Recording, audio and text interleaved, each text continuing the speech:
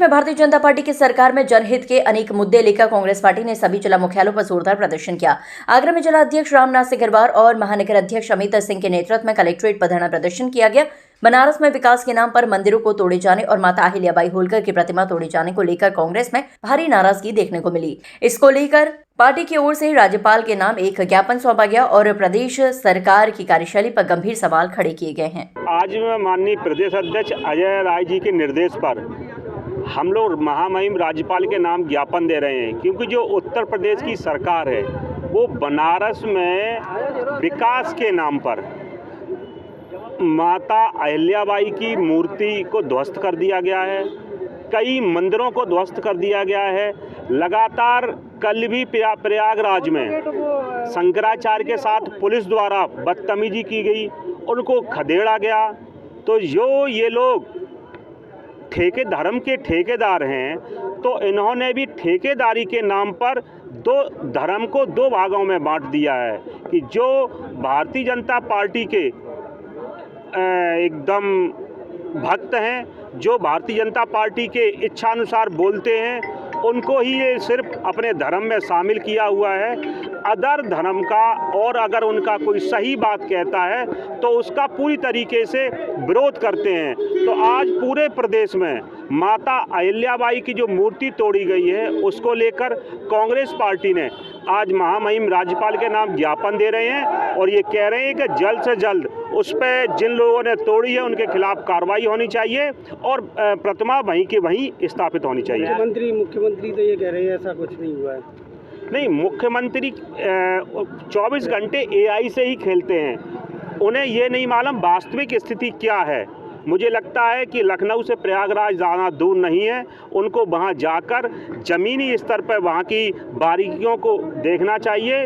और अहिल्याबाई में करोड़ों लाखों पूरे देश भर में उनके अनुयायी हैं और उनके अंदर भारी आक्रोश है। अहिल्याबाई एक आस्था है और ख़ास तौर से हमारे हिंदुस्तानियों के अंदर सभी धर्म के लोग, सभी जात के लोग अहिल्याबाई को सम्मान के साथ पूजते हैं। कल प्रयागराज में जिस तरह की घटना हुई, साधुओं पर अत्याचार किया, जबकि मुख्यमंत्री को तो एक ब्राह्मण है उससे भी बातें करते हैं। साधुओं को और इन्होंने सनातन को दो तरीके से बांटा है। जो भारतीय जनता पार्टी के प्रवक्ता के रूप में काम कर रहे हैं, जो उनकी भाषा बोल रहे हैं अलग गलत और उनके भ्रष्टाचार में और उनकी उसमें शामिल हो रहे हैं, उन्हें साधु मान रहे हैं। जो वास्तव में साधु हैं, जो संत की बात करते हैं, सनातन की बात कर रहे हैं, उनको ये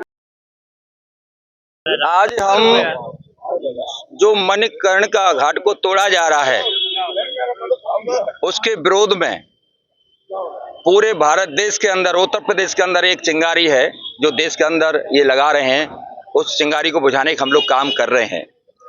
आज विकास फांसी के फंदे पर चढ़ गया है और मंदिर मस्जिद हिंदू मुस्लिम और मंदिर के नीचे या तो ये मस्जिद ढूंढते हैं या मस्जिद के ये मंदिर ढूंढते हैं। ये लोग देश को बर्बाद कर रहे हैं। मैं आपसे वादे के साथ कह रहा हूं, आज हम क्षेत्र में घूमते हैं रेगुलर, जनता कहती है कि भाई साहब तो ऐसा लगाता हूं दोबारा तो गुलाम हो गए। शिक्षा खत्म कर रहे हैं, क्योंकि अगर आदमी physically, mentally and economically weak होगा, आराम से गुलाम बनाया जा सकता है। स्कूल की पढ़ाई खत्म, गांव गली में शराब के ठेके खोले जा रहे हैं। अंग्रेज भी अत्याचारी थे, उनसे ज्यादा कई मायनों में, कई स्थानों में ये आज का शासन अत्याचारी है। इसके लिए पूरे क्षेत्र के लोग सड़कों पे आने को तैयार बैठे हुए हैं। अगर हिंदू मुस्लिम मंदिर मस्जिद का ऐसे ही आग समाज में फैलती रही तो एक दिन आम आदमी किसी लायक नहीं रहेगा। आज हम अभी ज्ञापन देने जा रहे हैं, इसके बाद एलडीबी बैंक से पीड़ित किसानों को अच्छी संख्या में लेकर के मैं दोबारा ज्ञापन देने यहीं पर आ रहा हूँ। मुख्यमंत्री कह रहे हैं ऐसा कोई मंदिर या कुछ नहीं तोड़ा गया, मूर्ति नहीं तोड़ी गई है। मुझे यही नहीं पता कि उत्तर प्रदेश में मुख्यमंत्री कौन है, क्योंकि एक संत वो होता है, मैंने उदाहरण सुने हैं कि बिच्छू को पानी से निकाल के फेंक रहे तो बिच्छू ने डंक मार दिया, लेकिन फिर भी निकाल के संत ने बाहर निकाला।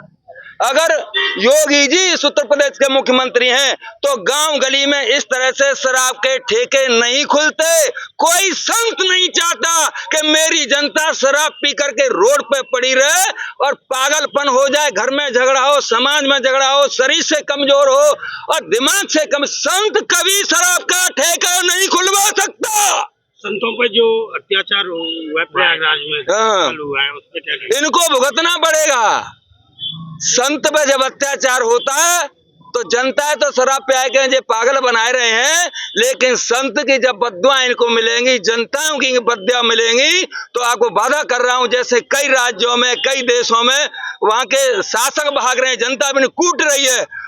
भारत देश के अंदर जो भ्रष्टाचारी, चाहे सांसद हो, विधायक हो, मंत्री हो और उल्लू का पट्टा कोई भी कुर्सी पर बैठा हुआ शासक हो, वो अत्याचारी है।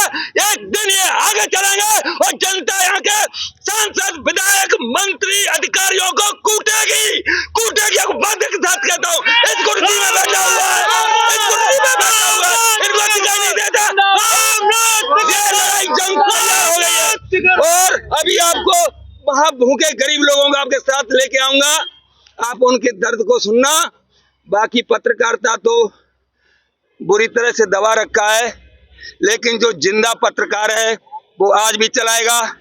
रामनाथ सिकरवार एक सटका हो गया है और ये सांसद ही बेईमानी से ले गए। अगर आज मैं सांसद होता तो आपको परेशानी नहीं होती, इनकी हम ऐसी तैसी कर देते भाई साहब।